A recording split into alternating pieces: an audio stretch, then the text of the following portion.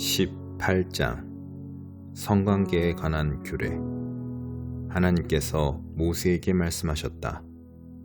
이스라엘 백성에게 전하여라. 그들에게 이렇게 일러주어라.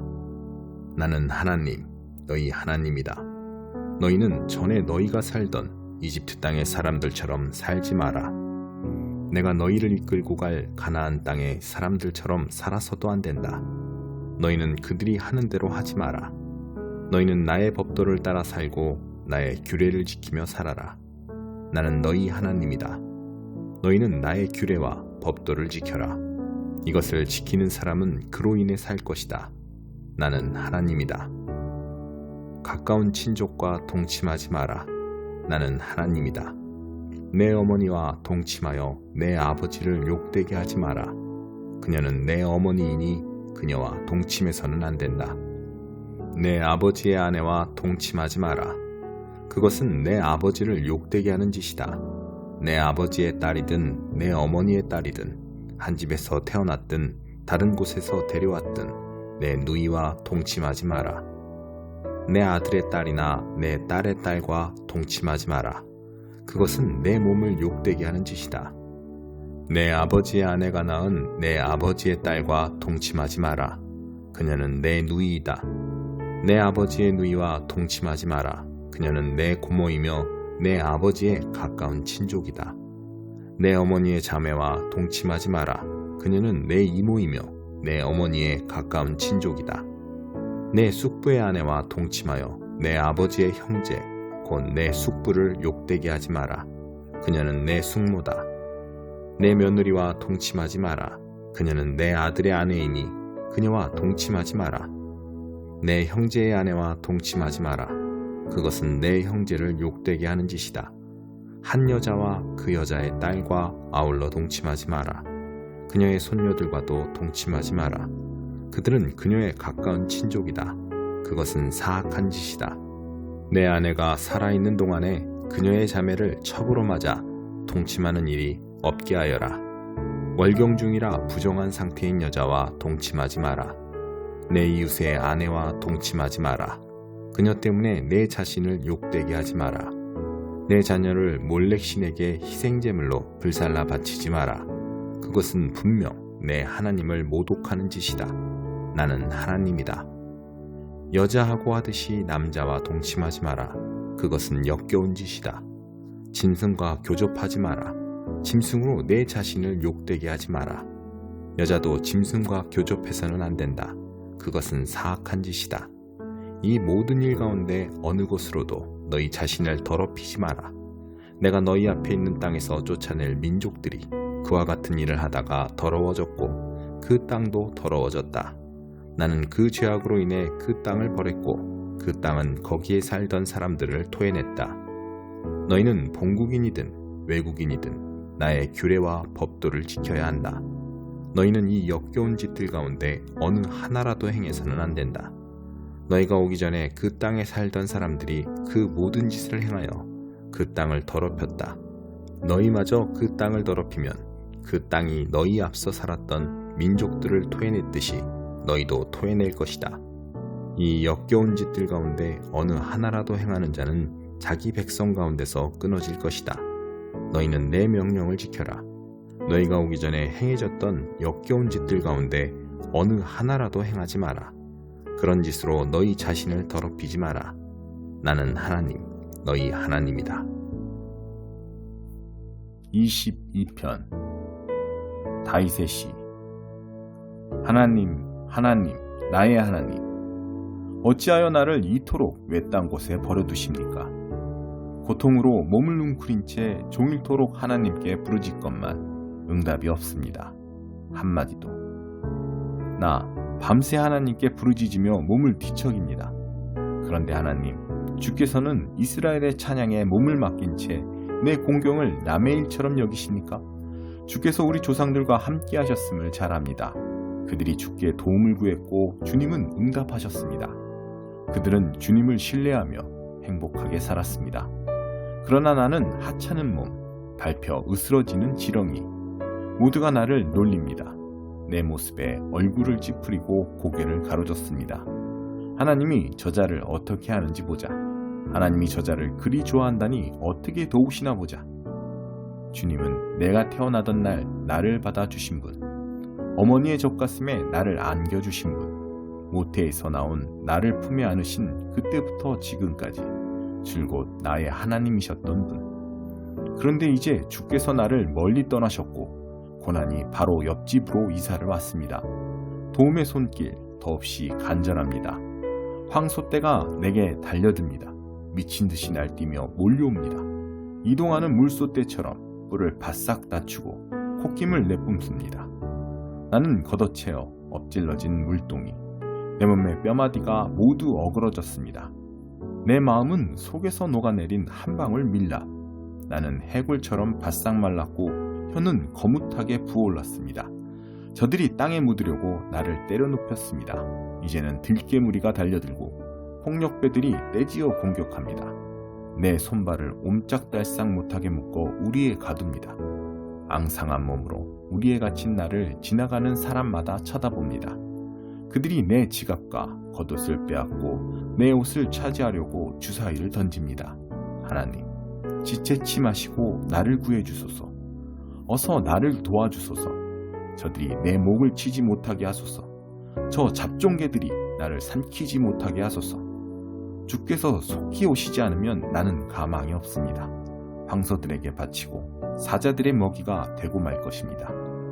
벗들이 예배하러 모일 때 나 이렇게 말하겠습니다. 주님을 찬양하며 힘주어 말하겠습니다.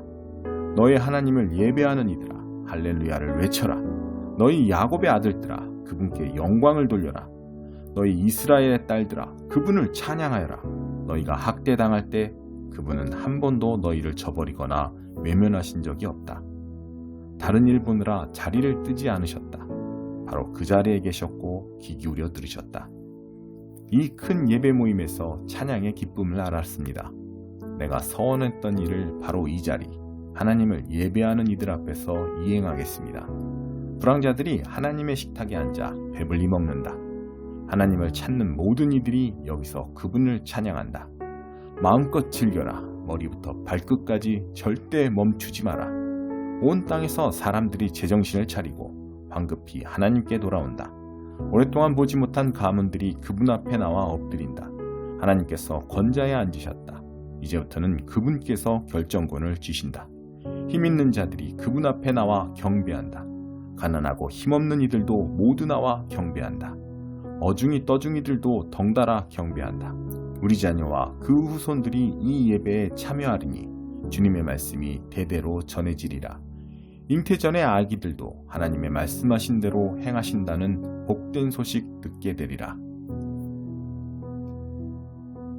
전도서 1장. 모든 것이 헛되다. 다윗의 아들이자 예루살렘 탐구자의 말이다. 탐구자가 말한다. 연기다. 한낱 연기다. 모든 것이 연기일 뿐 아무것도 아니다. 한평생 일했건만, 한평생 뼈 빠지게 일했건만 무슨 성과가 있는가. 한 세대가 가고 다음 세대가 와도 변하는 것은 없다. 예부터 있던 지구는 여느 때와 다를 바 없이 돌아간다. 해는 떴다가 지고 다시 떴다가 지기를 되풀이한다. 바람은 남쪽으로 불다가 북쪽으로 불고 돌고 돌며 다시 돈다. 이리 불고 저리 불며 늘 변덕스럽다. 모든 강이 바다로 흘러들지만 바다는 가득 차지 않는다. 강물은 옛날부터 흐르던 곳으로 흐르고 처음으로 돌아와 모든 것을 다시 시작한다. 모든 것이 따분하다. 극도로 따분하다. 아무도 그 의미를 찾지 못한다. 눈에도 따분하고 귀에도 따분하다. 이미 있던 것이 다시 있을 것이고 이미 벌어진 일이 다시 벌어질 것이다. 이 세상에 새로운 것은 없다. 해마다 다시 보아도 전에 있던 것이 있을 뿐이다. 누군가 이봐 이거 새로운 거야 하고 법석을 떨어도 흥분하지 마라. 전부터 듣던 이야기일 뿐이다. 아무도 어제 있었던 일을 기억하지 않는다. 그렇다면 내일 벌어질 일은 어떨까? 내일 일도 아무도 기억하지 않을 테니 기억되기를 바라지 마라. 지혜도 헛되다. 내 이름을 탐구자라고 해두자. 나는 예루살렘에서 이스라엘을 다스리는 왕이었다. 나는 모든 일을 신중하게 살피고 이 땅에서 벌어지는 온갖 일을 샅샅이 조사했다. 그러나 분명히 말하지만 쓸만한 내용은 많지 않았다. 하나님은 세상을 그렇게 만만하게 만들어 놓지 않으셨다. 내가 모든 것을 살펴보니 다 연기에 불과했다. 연기요, 허공의 침뱉기였다. 인생은 펴지지 않는 탈의 송곳, 더할 수 없는 뺄셈이다. 나는 스스로에게 말했다. 나는 내 이전에 예루살렘에 살던 어느 누구보다도 아는 것이 많고 지혜롭다. 나는 지혜와 지식을 쌓았다. 그러나 결국 내가 내린 결론은 지혜와 지식이 부질없고 어리석은 일이라는 것, 허공의 침뱉기에 불과하다는 것이다. 많이 배우면 걱정도 많고 많이 알수록 고통도 늘어난다. 3장. 교회 지도자의 자격. 어떤 사람이 교회 지도자가 되고자 한다면 그것은 좋은 일입니다. 그러나 그 전에 갖춰야 할 조건이 있습니다. 지도자는 평판이 좋으며 아내에게 헌신하며 침착하며 부침성 있고 남을 따뜻하게 맞아주는 사람이어야 합니다. 그는 잘 가르쳐야 하며 술을 지나치게 좋아하지 않으며 난폭하지 않고 너그러우며 쉽게 화를 내지 않으며 돈을 사랑하지 않는 사람이어야 합니다. 또한 자기 일을 잘 처리하며 자녀들을 세심히 돌보며 자녀들의 존경을 받는 사람이어야 합니다. 자기 일조차 제대로 처리하지 못하는 사람이 어떻게 하나님의 교회를 돌볼 수 있겠습니까? 신앙을 가진 지 얼마 되지 않은 사람이 교회의 지도자가 되어서는 안 됩니다. 그가 그 직분으로 말미암아 자만해져서 마귀의 발에 걸려 넘어질 수 있기 때문입니다. 또한 교회의 지도자가 되려는 사람은 세상 사람들로부터 좋은 평판을 받아야 합니다. 그래야 마귀의 함정에 빠지지 않을 것입니다. 교회에서 섬기려는 사람이 되려는 이들에게도 똑같은 기준이 적용됩니다. 섬기는 이들은 신중하며 남을 속이지 않으며 술을 흥청망청 마시지 않으며 그저 얻는 것에만 관심을 갖는 사람이 아니어야 합니다.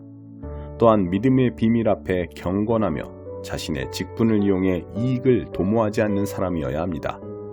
먼저 그들 스스로 자신을 증명해 보이게 하십시오.